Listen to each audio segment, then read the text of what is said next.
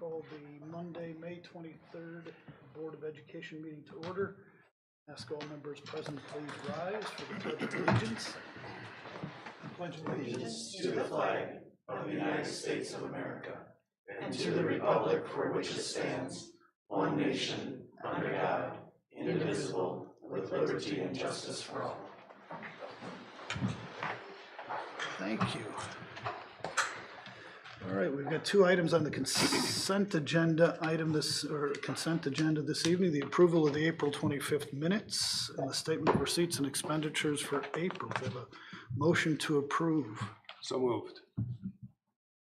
Second. Is there any discussion? Hearing none, all those in favor of the motion, aye. Aye. Opposed? It passes. On to the superintendent's report. Yes, so we wanted to take a moment to recognize our retirees this year. Two of them, Marcia Gore-Paddock and Jill Wergelot, were not able to be here tonight, but we have Randy Beck, Rosalind Isbell, and Julie Laurie here. And before we had our meeting tonight, we had a reception with the board to thank them informally for their years of service and take a group picture with them. But we'd like to bring them up. Randy's been with us for 10 years. Rosalind is completing her 21st, and Julie's completing her 20th year. So if we can have them come up. We have a certificate for each of them that says, with sincere appreciation and gratitude to, and then it says the person's name, on the occasion of your retirement, the Grafton School District gratefully recognizes your 10 years of service to the students and community of Grafton, and signed by Mr. Lorgy and myself. And we also have a fleece with our logo on it as a small token of appreciation for their time in our district. So for both Randy with 10 years, Rosalind with 21, and Julie with 20. Want to thank them for their years of service to our kids and our students and our community. One of the things that came out of COVID was us having not able to celebrate in person, and so we started doing the video of each of our retirees, and so we've already posted the videos of Julie and Rosalind, and that's on our website, and you can do that and learn a little bit more about them and some of the things that they've done. Randy is coming up, we've been able to do that throughout the year, this spring, which is a great thing, but we want to recognize them and thank them for their years of service. I don't know if you want to say anything officially on the record. Ladies first. You said something beforehand. You said something very nicely beforehand. Thank you guys again. Yeah, thank you. Wonderful. Great. Let me get a picture of the three of you with that, and maybe with the background would be great. So that's like you're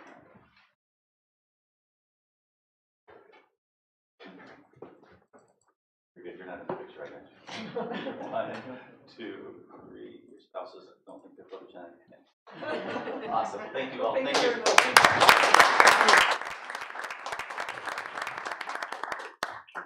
I'll just say, numbers are important, especially when you're a recovering CPA like I am, but 20, 20, and 10, those are remarkable numbers that, nowadays hard to achieve and more importantly, hard to come by. So your commitment and dedication in all of the facets of the work that you've done has been truly remarkable for the benefit of our kids and for the benefit of the district. And those numbers are impressive, and we thank you from the bottom of our hearts for your work and wish you all the best in retirement. Thank you. Thank you, everyone.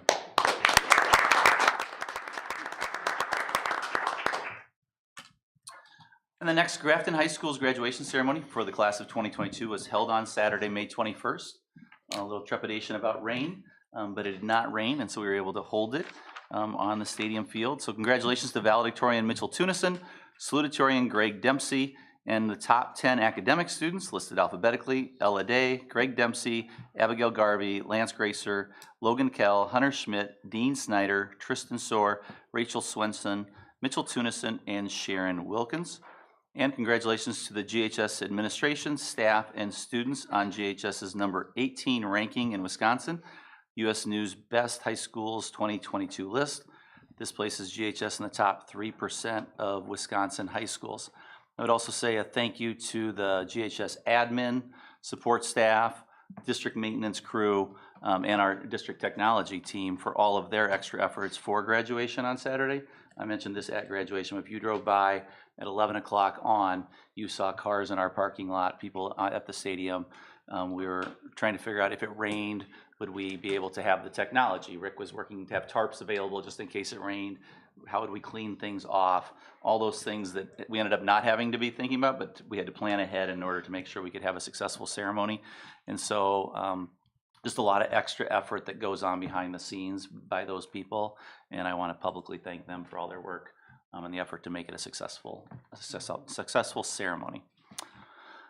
Parent testing opt-out. So this year for our spring 22 assessments we had at the high school, we had 14 students opt out. John Long had 2, Kennedy had 3, and Woodview had 2. It's a little lower at the elementary and middle school than what it's been in the past, and a little higher at the high school than what that's been in the past. The last 5 years at the middle school, it's been 6.4, and this year we had 2. At the elementary school, it's been an average of 4. This year we had 5. And at the high school, it's been 8 as an average, and this year we had 14. So last 2 years is where we've seen the most opt-outs. Talking to Scott, it seems like that's more related to mental health concerns from families of taking that high-stakes test at that time. So it's it's something that we report out to the board on the opt-outs that parents did choose to do, that the board approved them to be able to do. And then our addition of a school resource officer, one of the things we talked about at our finance committee was a proposal that Chief Caponera has brought forward to add a second school resource officer to the Grafton School District to primarily serve our elementary and middle schools. It'd be partially funded through the Community-Oriented Policing Services, the COPS Office of the U.S. Department of Justice. It's offering a 3-year grant to hire police officers. The grant would basically cover 75% of the salary for 3 years, and the remaining 25% would be paid by the village, with taking on 15%. The district would take on 10%, and after that 3-year grant period expires, the village and district would reevaluate the position and either keep it, funding it in the same way that we currently do with the SRO that we have at the high school, and does go to the middle school and elementary school as needed, or we would terminate it based on our feedback that we've had over the last 3 years. So the district contributions, it would be about $11,600 in year 1. So to have a full-time SRO at our elementaries and at our middle school for $11,600, our leadership team had met and unanimously requested that we add that to the budget. So that has been added into our budget. We talked about it at the finance committee, but making the board and the community aware that that's something we're looking at moving forward with in the next school year. Thanks to Chief Caponera for bringing a fresh idea to the table and a creative way of funding it for us. So then as we head into a couple more things I don't have on here, as we head into the final days of school, reminder that 8th grade promotion is on Tuesday, June 7th at 6:30 at John Long, and that our final day of school for all schools is on Wednesday, June 8th. We have site work occurring at the high school in the West Practice Field and the Stadium Field. West Practice Field started last Monday. The stadium has just begun today. It's going to be ongoing until August, and once completed, we'll provide additional green grass for practice areas on the west side. So we think of the old JV baseball field. That's like the original ground, so it was really rocky. It was very hard and unsafe for kids, so that's going to get stripped down and then have grass that's planted out there, and so that'll be a practice field or a green space for people to be able to use.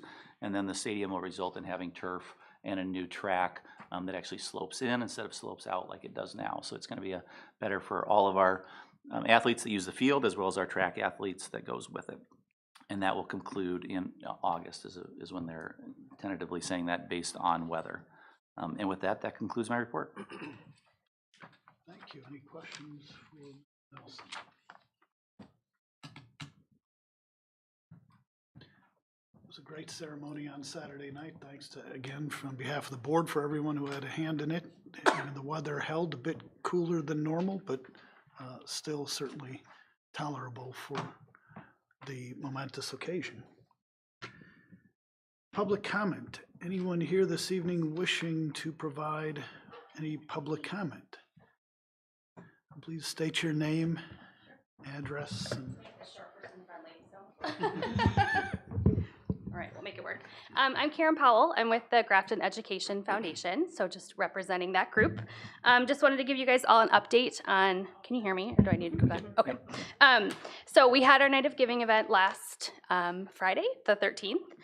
First time we've been back in person for some time, and it was very successful. Happy to say that we are pretty sure we're raising about $50,000 from that event, which is great. One of the most successful nights that we've had. So we'll have a final number in a couple weeks once all the budget is done. At that event, we also announced all of our grants for this year. So we were able to award about $54,000 in grants, and it was a total of 7 grants. One of those grants went to Woodview for the sound system for their outdoor classroom, and the rest of those were all here at GHS. So a variety of things for the Fab Lab, some flex furniture for the alternative education program, 3D printers, a couple items for computer science, as well as computer AP programming. So with that number, really excited to say that since 2011, that puts us at $500,000 in grants. So that's a pretty exciting number to be able to bring here and report to all of you. Also at that event, we announced our Golden Apple Awards. So some of you have seen that throughout the last couple weeks, but we asked for families and students to nominate favorite teachers and support staff. So we have 5 winners for that, and those teachers and support staff were Patty Hittner, Amanda D'Amico, Fran Grant, Kathy Korb, and Patrick Mangan. So it was really exciting to be able to announce those at that event. Next up for our event, the next one we have is Color Blast, which will be August 28th. And the last thing then we'll be looking for student ambassadors again in the fall, ramping up that program. So that's it. Thank you, Karen. Any additional public comment this evening? The second month in a row, I did not receive any emails, but I did receive a thank you card this evening. Dear Board of Education, thank you for your support of the AP Capstone Program. We had a successful year in our AP research and are proud to have completed the 2-year program. With gratitude, and it's signed by Mrs. Springer and the rest in the entire class. So a note of appreciation, and happy to hear that it was a successful second year, and I'm assuming we still have plenty of interest as we progress forward. All right, item C, committee reports. Mark, the Finance Committee met on May 9th. Correct, yes, the Finance Committee met 2 weeks ago. We had a number of agenda items to go through. The first one was the new internet filter software that we were looking at from Securely. So we discussed that and went through what it'll do for our Chromebooks here that we provide, and also personal devices. What Jeff mentioned, the security resource officer that we discussed that evening also for the middle and elementary schools. We have a number of things, other items coming on the agenda for this evening that were recommended out of finance. One was updates to the staff handbook, which we will be talking about later. Updates to the school fees, again on the agenda for this evening coming out of finance. The food service contract renewal, which is coming again to the full board tonight. Along with the food service contract is meal prices for our students and staff. We also reviewed a number of insurance renewals, workers' comp, liability, property insurance, etc. We are still waiting on the cyber liability, is that correct? Yeah. But we'll talk about that this evening too. And then we also reviewed the preliminary 2022-2023 budget. Mark, any questions for Mark?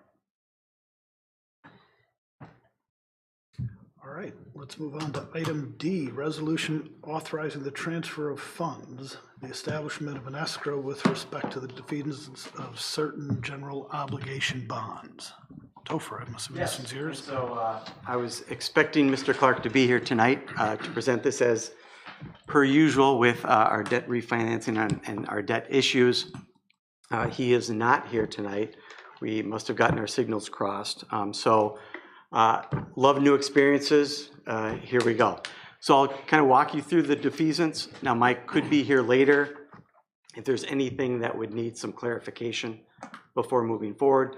but as a reminder, this is essentially cleaning up the refinancing we did earlier this fiscal year to essentially restructure our Fund 39 debt so we make payments every other year, therefore reducing our shared costs every other year, increasing our state aid and lowering our property taxes, and then being protected by the hold harmless provision of state aid in the years where we are making those debt payments.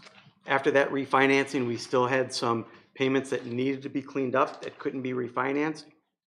This defeasance is cleaning that up. So the defeasance is basically setting money aside to make, not to make the payments, but to have somebody else make those payments so that we clean up and in fact have no debt payments every other year.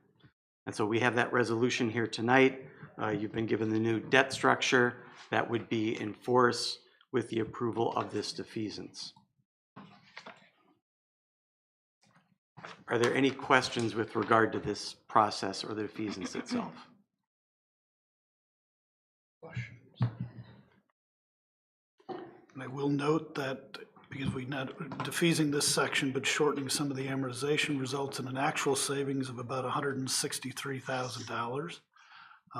That's true savings after fees that are being paid relative to the transactions, and then that doesn't account for the future savings anticipated by virtue of reduction of shared cost and equalize aid, right? Is that my Correct. Reduction of shared costs, which will increase our state aid, which will lower the burden on the property tax. Excellent. All right, then I would entertain a motion to adopt the resolution authorizing the transfer of funds, the establishment of an escrow account with respect to and the defeasance of certain of the general obligation school building and improvement bonds dated July 6, 2017, certain of the taxable general obligation refunding bonds dated January 4th, 2022, and the interest on the general obligation school building improvement bonds dated April 2nd, 2018, as presented. Do I have such a motion? So moved. Second. Is there any discussion? Hearing none, all those in favor of the motion, aye? Aye. Opposed? It passes. Thank you. Item E, the personnel report. Yes, we have 4 resignations, 4 new hires, and a change in position that we would ask for approval from the board. We have resignation of Kevin Deering, principal, John Long Middle School; Lisa Didier, special education teacher at John Long Middle School; Jennifer Foti, special education teacher at Kennedy Elementary School; and Megan Gresher is counselor at Grafton High School. The new hires of Alex Eletany, physical education teacher at Woodview Elementary School; Shannon Kritzer, special education teacher at Woodview; Katie Martinez Ortiz, a school psychologist at Grafton High School; and Alexandra McKelvey, special education teacher at Grafton High School, and a change in position of Steve Ryder from Woodview Elementary physical education teacher to Kennedy Elementary physical education teacher. And for informational only, we have resignation of Lisa Didier, paraprofessional at John Long Middle School; a new hire of Annie Gerke, administrative assistant at Grafton High School for the beginning of next school year; and change of position of Deborah Jo Becker from Grafton High School paraprofessional to Kennedy Elementary maintenance. All 3 of those are for the 22-23 school year. We would ask for approval for the resignations and new hires. Okay, then we will take these in pieces. Do I have a motion to approve the resignations as presented? So moved. Second. Is there any discussion? All those in favor of the motion, aye? Aye. Opposed? And it passes. On to a motion to approve the new hires. So moved. Second. Any discussion on the new hires? Hearing none, all those in favor of the motion, aye? Aye. Opposed? And that motion passes as well. Of course, with all of the resignations, we thank those. Mr. Deering, I can't see him behind that pillar, but I see that he's there. There he is. With all of the folks, we want to thank you for your years of service and wish you all the best in your new endeavors. and suspect that you may not be a stranger. But we wish you well, and thank you again for all of your years of service. Much appreciated. Okay. We do have to vote on the change of position. All right. Then I'll entertain a motion to approve the change in position, the two changes of position, or one change of position that's presented. So moved. Second. Any discussion? All those in favor of that change in position, aye? Aye. Opposed? And it passes. All right. Board committee assignments. So just want to start by reiterating what we agreed last month in terms of appointments. Southeastern Wisconsin Schools Alliance. Blair, you said you would take that on. CISA 1 representative. Sean, that is yours. And the WASB delegate, Carrie, that's you. On the curriculum committee, we'll continue with Carrie as the chair. Members of that committee will be myself and Sean. On the finance committee, Mark will stay in as the chair, and the members of that committee will be Jerry and Blair. The policy committee, Steve will continue as the chair of that committee and joined by Carrie and myself. The marketing and communications committee, which has not met but may find its necessity as we move further and further into the strategic planning mode. Mark, you have volunteered to be on there, so to ask if you would chair that committee. Sure. All right. Be joined by Carrie and Sean. And the school liaison committee, Steve and I will stay on in that role, and there is no chair for that particular committee. We haven't met in at least a year or more. And I think that rounds out the slate of all the required appointments and assignments that we have. Good? Everybody good? All right, thank you. And in keeping with that theme, we have a contract to approve for CISA 1 services for 2022-2023. What do you want to talk to us about this?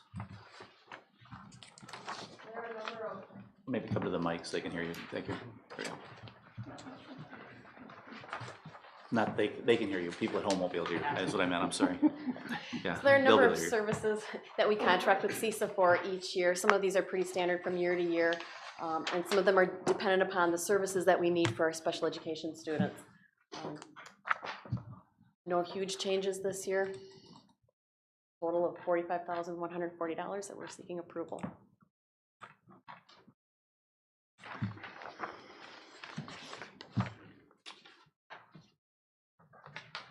Any questions?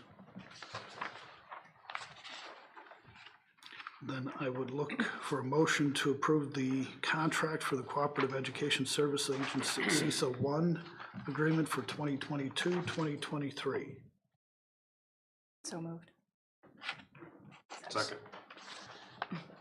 Any last chance for discussion? Hearing none, all those in favor of the motion, aye? Aye. Opposed? And it passes. Thank you.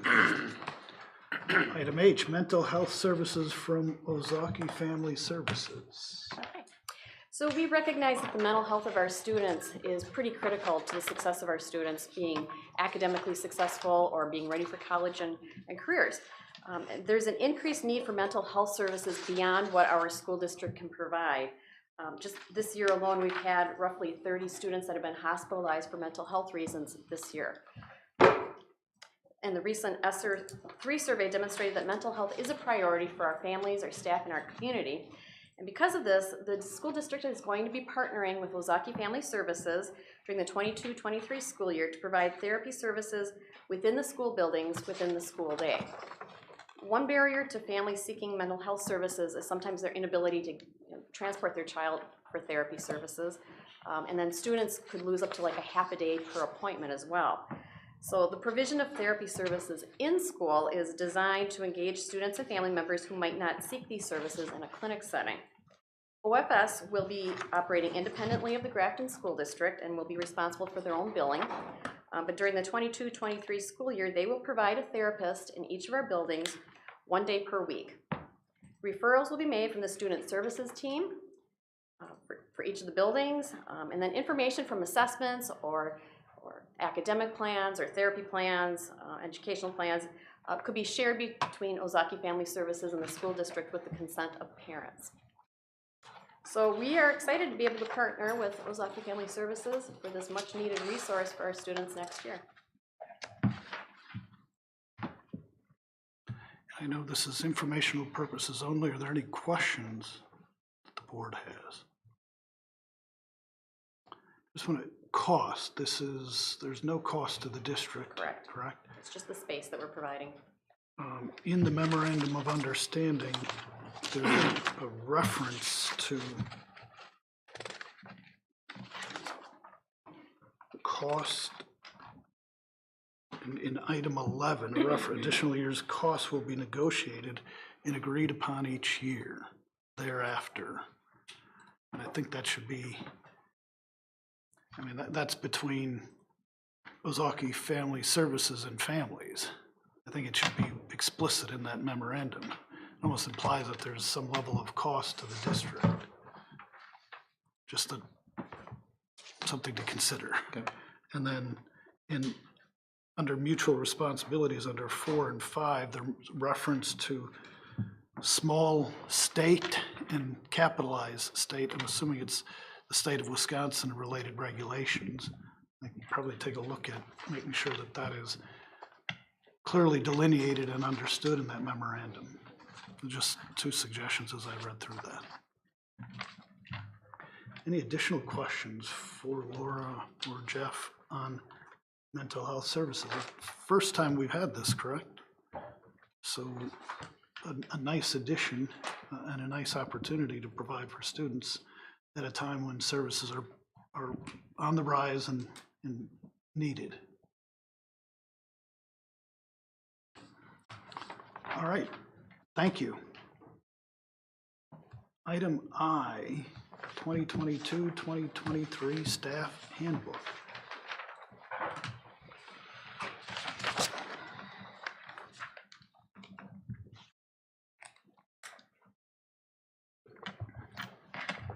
All right, the next 6 items are all items that were presented and discussed in depth at the Finance Committee meeting a couple of weeks ago. First item being the staff handbook. So we made some updates to the staff handbook that are now, after being at Finance and being essentially recommended for approval by the board by Finance, the adjustments as follows. For one, adjusting language to the staff injury reporting process to match what we have in place now. In addition, language added so that any alterations to school property would be done with administrative approval so that it would be ensured to be safe and to match our current design parameters as they are right now. In addition, we did remove references to ASOP, as that was mentioned at the finance meeting, and replaced it with references to frontline for basically putting in absences or requesting a substitute. We also then changed language to match the self-reporting requirement and match what we have in our policy that we worked with Neola with. So we wanted to make sure the language matched between the handbook and the policy. We also made adjustments to the WRS eligibility piece in that a teacher may retire now without actually taking WRS at this point, but we still have the requirement that they cannot take a WRS benefit eligible position. So they could delay the actual starting of their pension, but they still can't leave us, go work for another district, for example, in Wisconsin, and get the TSA benefit that we provide to staff members. Then we also changed some language regarding lunch breaks for various employees to match both what we're doing and to match the needs of administration and those employees. And then we made some updates to certain positions in the athletic coaches and extracurricular advisors section of the handbook. Any questions on that?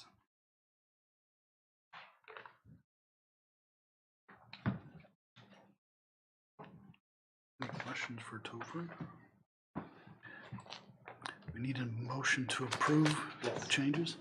Okay, I'm gonna entertain a motion to approve the changes to the 2022-23 staff handbook as presented. So moved. Second. Any discussion? All those in favor of the motion, aye? Aye. Opposed? It passes, thank you. School fees. Next up, school fees. So at finance, we took a look at neighboring fees as well as our fees and compared those items. And we did look at parking with our fees being down at 100 relative to our neighbors up in Cedarburg being at 150, Mequon Thiensville being at 300, which was last year it was 100, or this current year it's $100 higher than it had been. So it had been 200 when we looked at this a year ago. This year it's up to 300. So we recommended, and the Finance Committee did recommend, increasing our parking fees from $100 to $150 next year. In addition, we did recommend that the kindergarten snack fee be increased from $25 to $30 to cover the increased cost of those snacks. We'd be looking for a motion to approve those changes. All other fees would stay the same.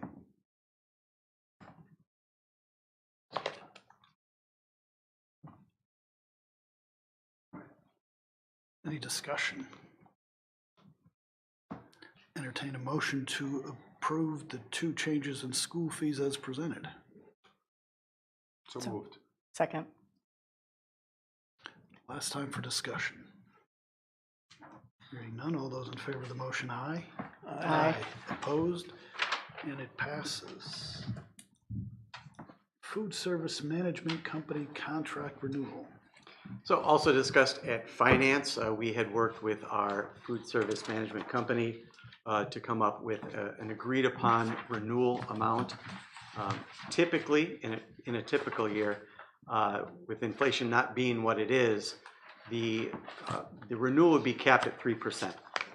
And in past years, inflation was below 3%, and the inflation rate was what was used for the renewal. This year, DPI did allow for the renewal process to go up to potentially 7.7%, in increase in the charges or the fees that they charge us for meals. So we did work with Chartwell to come up with an agreed upon 4% increase to our meal charges. That, of course, in conjunction with what's going to come up in a little bit, increases to lunch prices, should put us on a path to have a balanced budget in Fund 50. So we'd be looking for an approval for the renewal of the Chartwell contract for food services. A motion to approve the Food Service Management Company contract renewal as presented. So moved. Is there any discussion or any questions for Topher?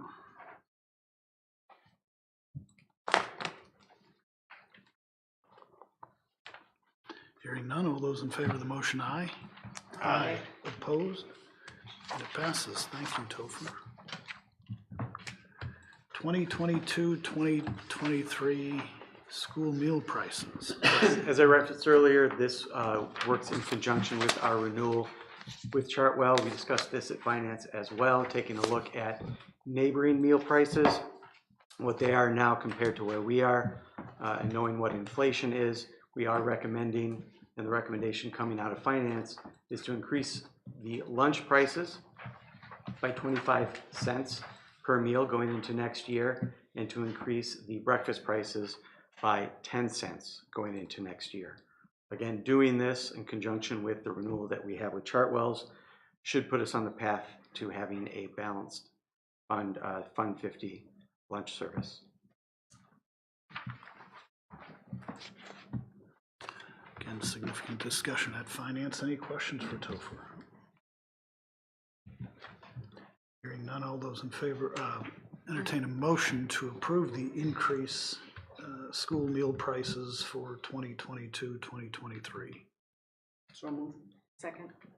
Any discussion? Hearing none, all those in favor of the motion, aye. Aye. Opposed? And that passes as well, thank you. Workers' compensation, property and casualty insurance renewals. Yes, also discussed at finance. We have various lines of coverage that we're looking to renew for 2022-23. A number of our lines of coverage were increased due to market-driven increases. We did have some lines such as excess liability and educator liability, which were not increased at all, which is below market rate. The big savings that we had was in our workers' comp. So our experience mod went down, lowering that workers' comp premium that we have to pay. That balanced out with those other lines that we're able to renew tonight does lead to a small decrease in our overall insurance renewal. That being said, as was referenced earlier, our cyber liability is currently not available. That will be up for renewal at the June board meeting. And with all the activity going on with cyber issues and cyber attacks, that could potentially double going into next year. So we'd be looking for a motion to approve our renewal for these other lines of coverage with cyber to come in June. Any questions? All right, then I'd entertain a motion to approve the property and casualty insurance renewal line items as presented. So moved. Second. Last chance. Hearing none, all those in favor of the motion, aye. Aye. Opposed? And it passes. Thank you. 2022, 2023 budget. Yes. So this is the last item that was discussed at the Finance Committee. This will not need a motion for approval tonight.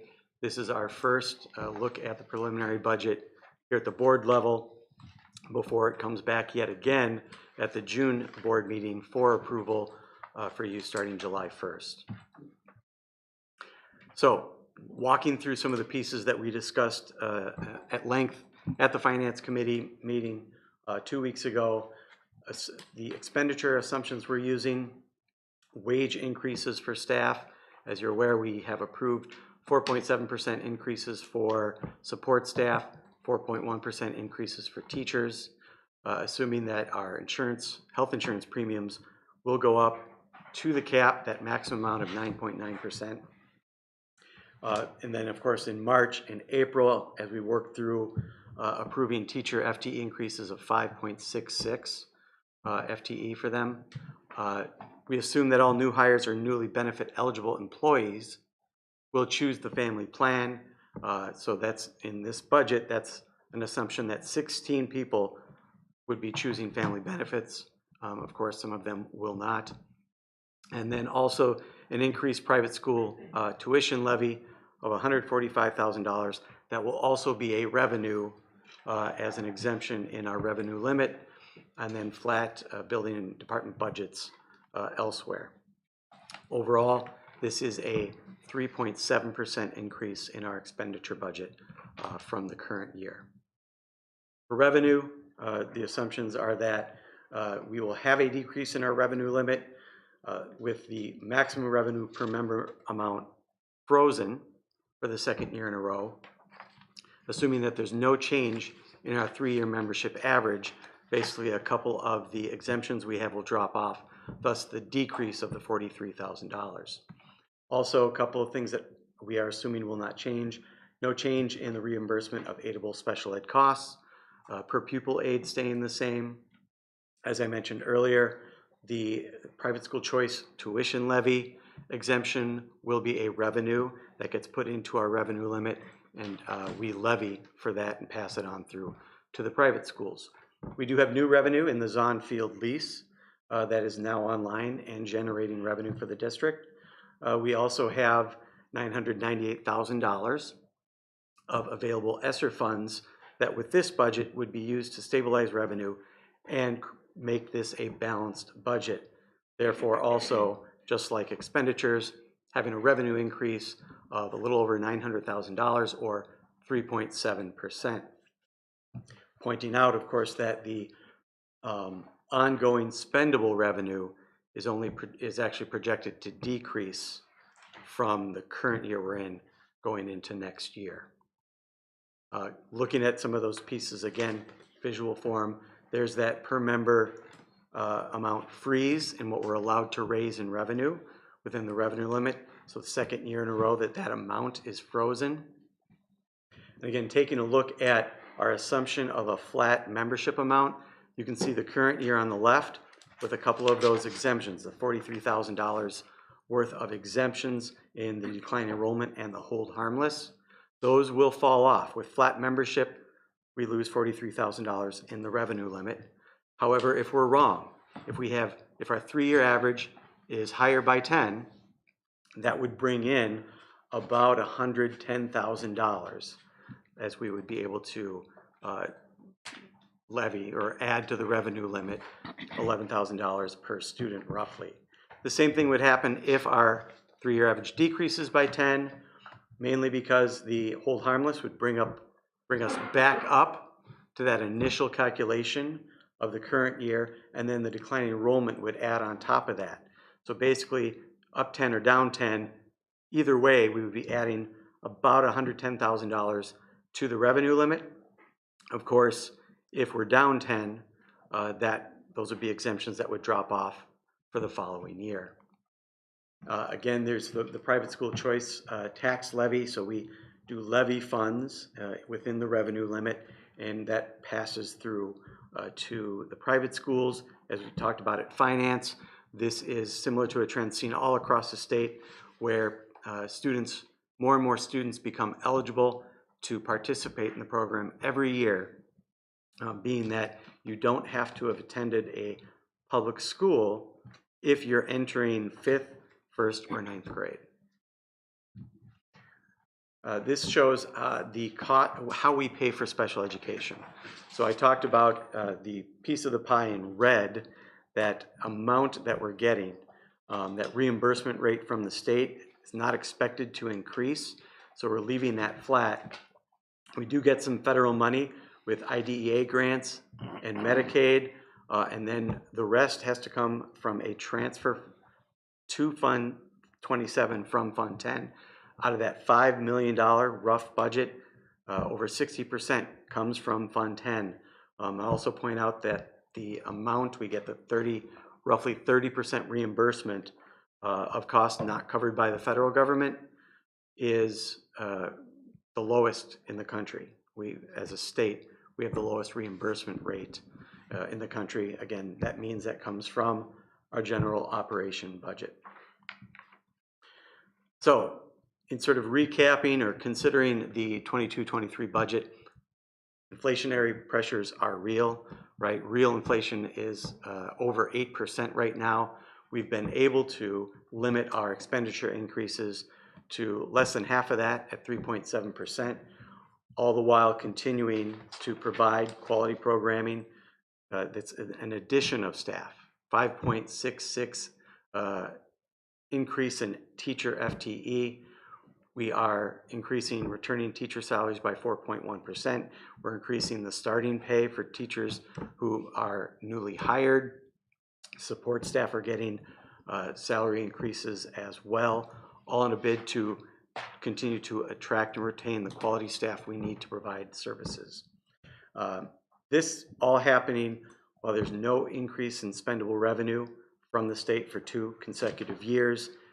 No new money is being provided to cover this increased cost in education. Therefore, we are leaning heavily on available ESSER funds to balance this budget.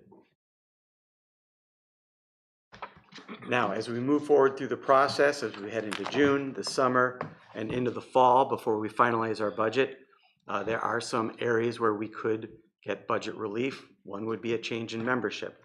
As I showed you before, if our 3-year membership goes up, every student increase, that is our 3-year average, every student that goes up would be an additional $11,500 per member that we would have in our budget. Same is true if it goes down. We prefer it to go up though. The health insurance renewal, when we get those numbers in September, any renewal that's below 9.9% would save the district money. It's about $15,000 for every 1%. In addition, as people choose benefits, we have 16 new or newly eligible people who could choose family. For every family, for every new hire or newly benefit eligible person who picks single coverage, we save about $12,000, $13,000. For everyone who picks the cash benefit, that's a savings of about $22,000. So those are all areas where we could have some budget relief moving forward.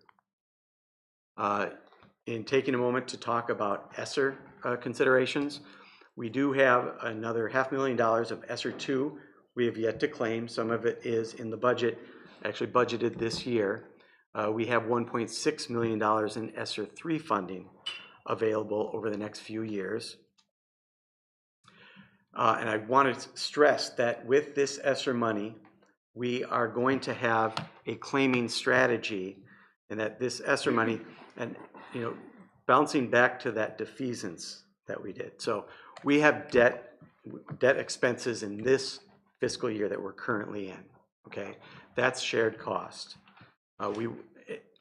Next year, we will not have any debt payments. Our shared cost is going to be relatively lower next year, low enough perhaps where we wouldn't necessarily want to do any ESSER claiming, because that could lower our shared cost below that secondary cost ceiling and actually have us lose equalization aid and have an upward pressure on property taxes.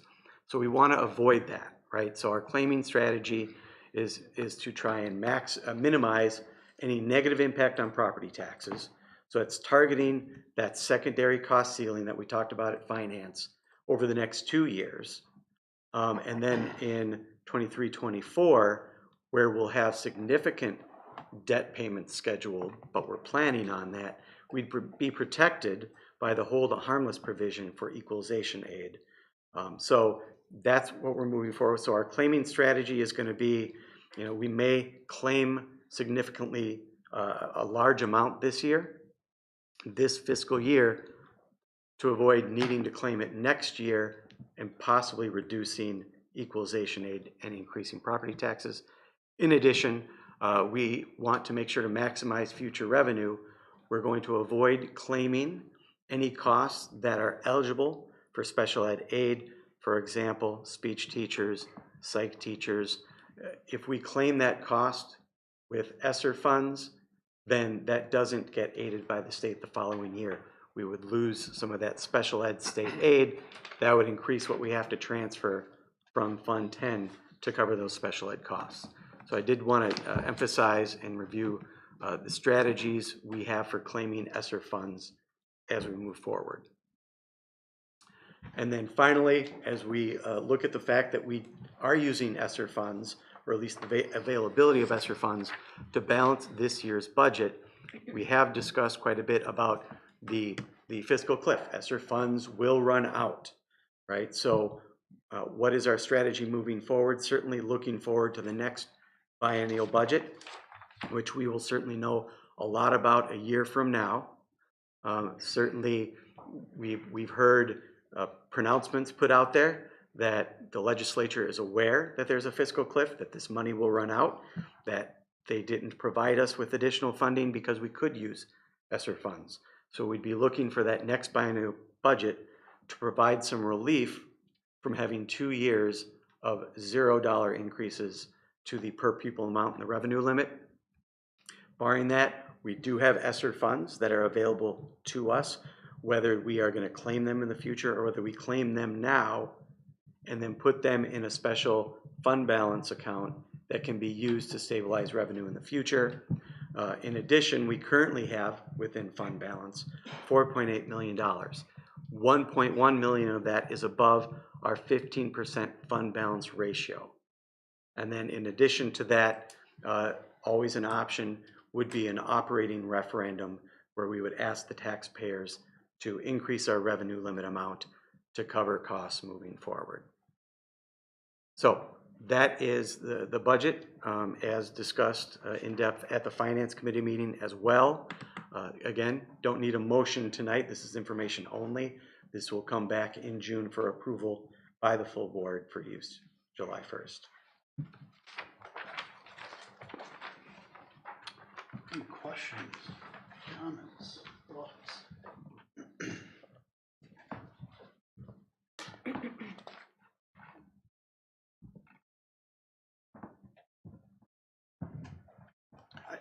I certainly want to commend administration and you, Topher, for outlining and devising the strategies associated with ESSER funds to ensure that we're looking to maximize the leverage relative to those funds. I want to thank the district also for listening to the survey data that we had regarding ESSER funds and the plans that were developed and a focus on mental health. And we heard earlier of the Ozaki Family Services and how we're going to utilize those services to bring that about. And we're acting in accordance with the request of the legislature as it relates to the utilization of these funds in a very difficult time. In a time where inflation is running above that 8% ratio, we're keeping the spending budget at a modest increase and a reasonable increase, especially considering the headcount additions. And headcount additions to support staffing required at the classroom level. And as you said, Topher, to bring about quality programs. All of that, and then to be left with this final page here, which for those with insider knowledge is a strong balance sheet that allows us to continue to weather the storm moving forward. So, I mean, that's a credit to the administration. It's a credit to the fiscal responsibility that everyone has at delivering, building budgets that are flat, HR requirements that at the same time increasing starting pay to ensure that we can attract new teachers and retain existing teachers with the things that were done this year. So thank you very much for all of the efforts and keep up the good work as we look to wrap up this budget in the coming months, I guess we have. Yeah. All right. Thank you. Item O, gift reports. Gift report. Yes, so instead of doing multiple single donation forms, because it's all for the Woodview Outdoor Classroom, Jill Schwensen and the Woodview PTG has been busily raising funds for their outdoor classroom and bringing these donation amounts to the board for approval. So we have Silkscreen Specialist, American Legion Rose Harms Post 355, Micah Manure Lawrence Agency, Micah Manure Lisa Byrne, Black Bud Giving Fund, Bank 59 Charitable Giving, all donating $250 apiece. Sean O'Brien and Richard Seibold donating $300. Philip Lithographic, Joseph Eichers, Joe Mail, Jean Fugate, Cornerstone Community Bank, and Chris and Katie Eipert as Friends of Woodview are each donating $500. And Northwestern Mutual Charities Aid Foundation of America as the Friends of Woodview donating $963.26.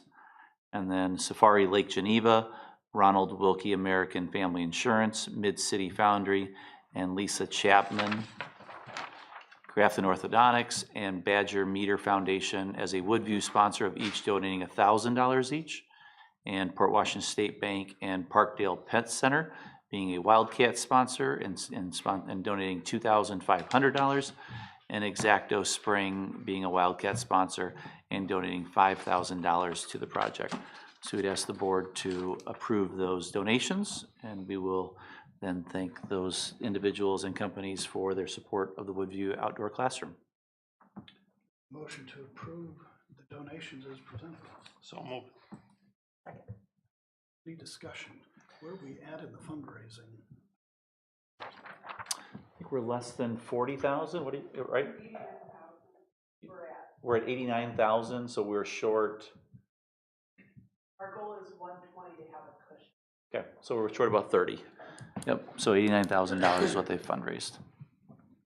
Fundraised and had different activities and events for the last couple of years, yep. So we have a motion that's been seconded. All those in favor of the motion, aye. Aye. Opposed? And it passes. And again, thanks to all of those generous donors and to those that may be still inclined to donate, there is still a need and an opportunity. All right, item P, schedule for the December 2022 board meeting. Yes, looking ahead to December, the fourth Monday of the month would be on December 26th. And so in looking ahead, wondering the board's thoughts on rescheduling that. We have not typically had a committee meeting in December. The last couple of years, we had a refinance emergency meeting that we had to have last year. But we don't typically have one, so we could either move it to the 12th or we could move it to the 19th. But we were bringing that forward so people could make plans. Administration have a preference? Both dates would work for administration. If we typically keep the 12th available and you don't want to add a different one, then we do that. If the third Monday would work better than the 12th, that would work for us as well. When is the November meeting? It would be 2 weeks before? 28th. 28th. Yeah. I would later. have a preference probably of the 19th. I don't like having if possible, having the board meeting on the 12th and then at the end of January. I think we've had that happen once before, and It's that so big long. gap ends up with a really long meeting in January. We don't want that. No, not really. 19th, all right? 19th. Yeah. Need to have a motion? No. So Nope, the we will just- 19th we'll set for the, Yep, we just wanted to get the flavor of the board, what they feel, and we'll make sure we make that adjustment. okay, The 19th. it works. Marcus at the Packers. He's got a Packer. Oh. We'll be okay. It'll be I think efficient, correct? we will be, yes. Yes, sir. All right, then we're moving on to item Q. I need a motion to adjourn. So moved. All those in favor of the motion, aye? Aye. Opposed? And it passes. Thank you.